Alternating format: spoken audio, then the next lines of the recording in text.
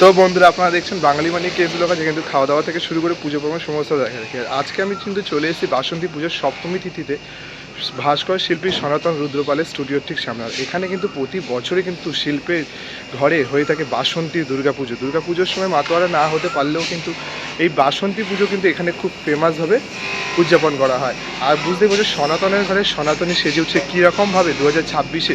চলো তোমাদের এক ঝলক তার রূপটা দেখিয়ে আসি, কারণ তার ঘরের শিল্পী যে মা কতটা সুন্দর হবে ভাবতে পারছো। চলো দেখে আসি লোকেশনগুলো। ওইদিকে দেখতে পাচ্ছ বিধাননগর 1 নম্বর স্টেশন থেকে বেরিয়ে যদি যে এদিকে খান্নার দিকে যে রাস্তাটা পড়ছে, যে HDFC bank, Gurudas Dutta garden, এদিক দিয়ে কিন্তু সোজা চলে গেলে কিন্তু তোমরা জয়ন্তী আর্ট মিউজিয়াম পেয়ে যাবে। চলো তোমরা দেখাই কোথায় যেতে হবে। গলি দিয়ে কিন্তু 2-4 মিনিট হাঁটার পর এই যে কালী মন্দির, তার পাশ দিয়ে যে রাস্তাটা চলে যাচ্ছে, এই রাস্তার ভেতরে কিন্তু একদম সোজা লাস্ট মাথায় কিন্তু রয়েছে জয়ন্তী আর্ট মিউজিয়াম, অর্থাৎ ভাস্কর শিল্পী সনাতন রুদ্রপালের স্টুডিও। চলো ওখানে তোমাদের বাসন্তী প্রতিমাটা তোমাদের দেখিয়ে আসি। এখন কিন্তু আমি এসে উপস্থিত হয়েছি সনাতন রুদ্রপালের স্টুডিওর ঠিক ভেতরে। দেখতে পাচ্ছ ভেতরটা কিন্তু খুব সুন্দর করে সাজানো রয়েছে। আজ কিন্তু রয়েছে মহাসপ্তমী, সপ্তমী তিথিতে কিন্তু মা কিন্তু এখানে প্রস্তুত পুজো নেওয়ার জন্য। আর পুজোর চলো তোমাদের কি সামনে দিয়ে একদম দেখাই কেমন কি প্রস্তুতি রয়েছে। সকাল সকাল কিন্তু ঢাকি কাঠি বেজে গেছে, আর এইভাবে কিন্তু মায়ের যে আরাধনা শুরু হয়ে গেল। দেখতে পাচ্ছ সকাল সকালে কিন্তু ঢাকে কাঠির মাধ্যমে মায়ের আরাধনা শুরু হয়ে গেল বাসন্তী মা। তো আমি কিন্তু এখন দাঁড়িয়েছি একদম বাসন্তী মায়ের ঠিক সামনে। আর প্রতি বছরই কিন্তু এখানে দারুণভাবে পুজো হয়ে থাকে শিল্পী সনাতন রুদ্রপালের স্টুডিওর ঠিক ভেতরেই। আর এটা কিন্তু বাঙালিদের আদি দুর্গা পুজো। দেখতে পাচ্ছ মায়ের মুখমণ্ডলটা দেখাই, সনাতনের ঘরে সনাতনী। দেখো মায়ের মুখমণ্ডল কিন্তু দারুণ করেছে। প্রতি বছরই কিন্তু সুন্দরভাবে কিন্তু এখানে পুজো হয়ে থাকে, উদযাপন হয়ে থাকে। আর শিল্পী সনাতন রুদ্রপালের হাতের যে কাজ, সেটা তো সত্যি, তার কিন্তু ব্যাখ্যা করা আমার সাধ্য নেই। দেখতে পাচ্ছি এদিকে রয়েছে কিন্তু মা সরস্বতী আর গণেশ, আর ঠিক এই সাইডে কিন্তু রয়েছেন কার্তিক আর মা লক্ষ্মী। অপূর্ব সুন্দর সাজে কিন্তু তাদের ভেতরে সাজানো রয়েছে। আর পেছনে কিন্তু ব্যাকগ্রাউন্ডটা রয়েছে পুরোটাই কালোর ওপর, একটু কালোর ওপর কিন্তু এখানে দেখতে পাচ্ছি পদ্মের যে ছোঁয়া, সেই পদ্মের ওপর কিন্তু দেওয়া রয়েছে ব্যাপারটা সুন্দর করে। আর এখানে দেখতে পাচ্ছি দেখো অসুর রয়েছে, অসুর কিন্তু দেখতে পাচ্ছি এখানে অসুর যে হাসতে, সেখানে কিন্তু এখানে সাপ দিয়ে এরকম করা রয়েছে। মা কিন্তু অসুর নিধন করছেন, আর সিংহের মুখে দেখাই দারুণ দারুণ লাগছে। মানে এক কথায় কিন্তু সনাতনী সত্যি মানে অপূর্ব, জাস্ট ব্যাখ্যা করার মতোই না কিন্তু।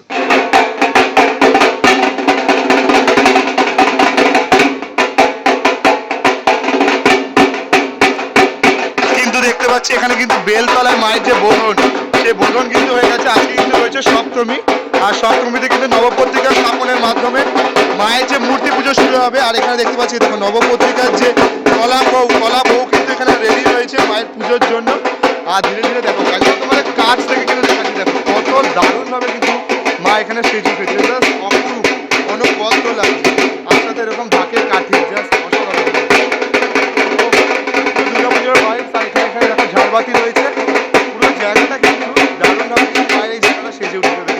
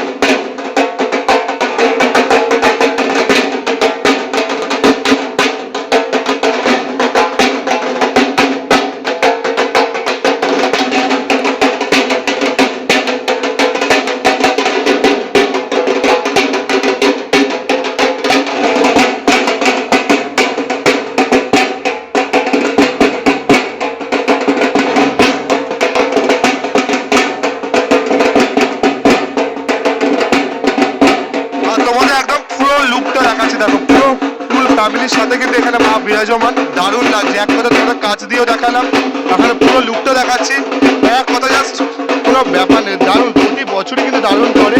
আর সকাল দিয়ে কিন্তু মানুষ দেখতে পাচ্ছি সমস্ত ফটোগ্রাফার, সমস্ত মানুষের ভিড়। আর কিছুক্ষণের মধ্যে কিন্তু এখানে পুজো শুরু হবে, সপ্তমীর পুজো। বুঝতেই পারছো এখানে কিন্তু ঠাকুর থাকবে প্রায় দশমী পর্যন্ত, শনিবার পর্যন্ত দশমীতে রয়েছে, শনিবার পর্যন্ত ঠাকুর থাকবে। তোমরা এসে অবশ্যই দর্শন করতে পারো। অপরূপ লাগছে, অপরূপ, দারুণ লাগছে। আর তোমার এখানে জানিয়ে দেখে দেখো গণেশ আর এখানে কার্তিকের কিন্তু যে স্থানটা সেটা কিন্তু পরিবর্তন রয়েছে, তোমরা দেখতেই পাচ্ছ। এখানে কিন্তু যেহেতু বাংলাদেশের যে রীতি, সেই ওই পার বাংলার রীতি অনুযায়ী কিন্তু এখানে পুজো হয়, সেই জন্য তোমরা কিন্তু এখানে দেখতে পাবে গণেশ আর কার্তিকের যে স্থানটা সেটাও কিন্তু পরিবর্তন রয়েছে। মানে এক কথায় এইসব পরিবর্তনের যদি কথা বাদ দিয়েও সনাতনের যে সনাতনী রূপ, দারুণ দারুণ।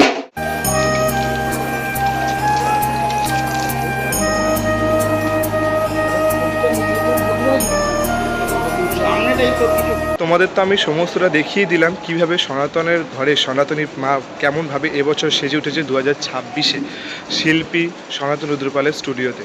আর তোমরা কিন্তু অবশ্যই এসে দেখতে পারো, অনেক দিনই কিন্তু থাকছে, দশমী পর্যন্ত ঠাকুর থাকছে। আর চলো আমরা একটা নতুন ধামাকাদার ফ্রেশ ভিডিও নিয়ে ততক্ষণ আসছি, ততক্ষণ তোমরা সুস্থ থেকো, ভালো থেকো। আর আমাদের বাড়িতে তো অন্নপূর্ণা পুজো হয়তো সেরকম ভিডিও আসতে পারবে না, তার জন্য একটু দুঃখ প্রকাশ করছি। আর তোমরা যদি আমার বাড়ির অন্নপূর্ণা পুজো দেখতে হয় তাহলে কিন্তু অবশ্যই লাইভ করবো, আশা করছি। সেরকমভাবে ব্লগ হয়তো করতে পারবো না। তো চলো আপাতত দেখছি, তোমরা ভালো থেকো, সুস্থ থেকো, আর সকালে ভালো করে পুজো কাটিও। Bye bye.